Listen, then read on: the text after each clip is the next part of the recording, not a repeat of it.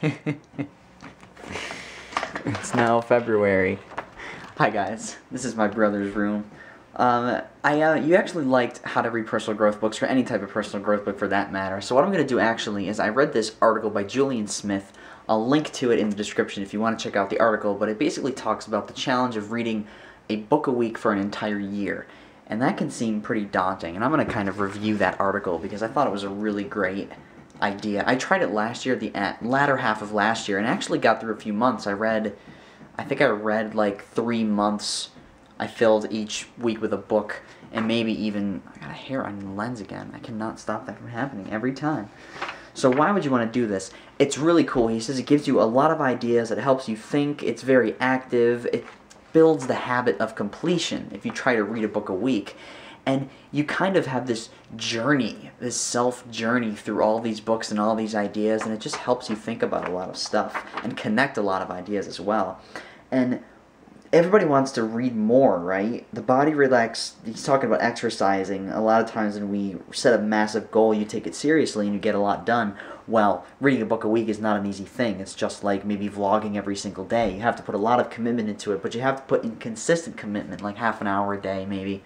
Or when you wake up in the morning, just read for 20 minutes. It's really all you have to do. Goals aren't exciting if they don't kind of freak us out a little bit. And that's his main thing. He said 40 pages a day. You could probably read, I said before, like 15-20% of the book a day if you can, if it's 500 pages. Some were large, some were small. He just broke it down, and after he started reading, it doesn't feel too daunting. So it turns it into a routine if you pick a specific time of day and you actually read. You pick breakfast or lunch or your break or just some time you have available, and it's pretty cool.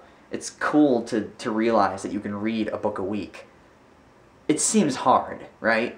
But it's doable.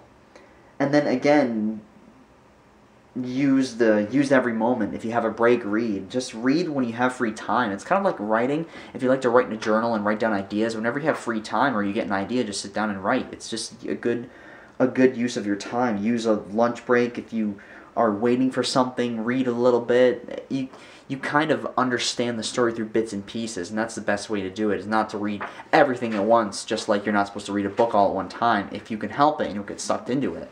But that's pretty cool. Next thing, it's okay to give up, kind of. You can cheat a little bit, read a shorter book, read a lot at one time if you have to, wait till the night before, but as long as you get it done, as long as it gets finished. Yeah. What else? It's okay to cheat, deadline's closing, choose a quick book. Don't cheat if you can. Read something you've already read. I don't know about that. Pick something that's new and exciting. Oh, I don't want to cover the microphone. Sorry. I gotta hold the camera like this.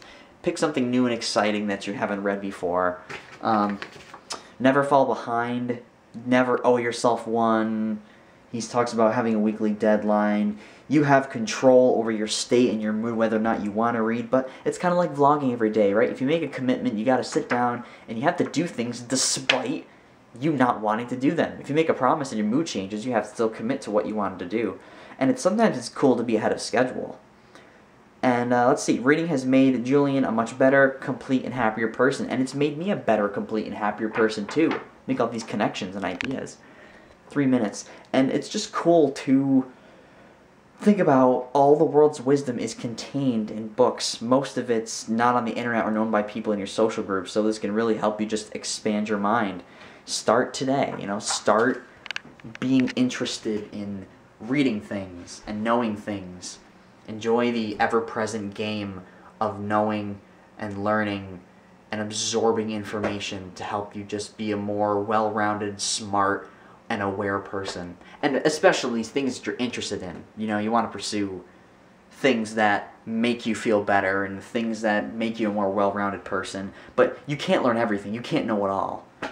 But reading, there's a quote, I think by Confucius or Socrates or something, he who knows best knows how little he knows. And by reading a lot, you sort of grasp that mentality of not knowing a lot of things.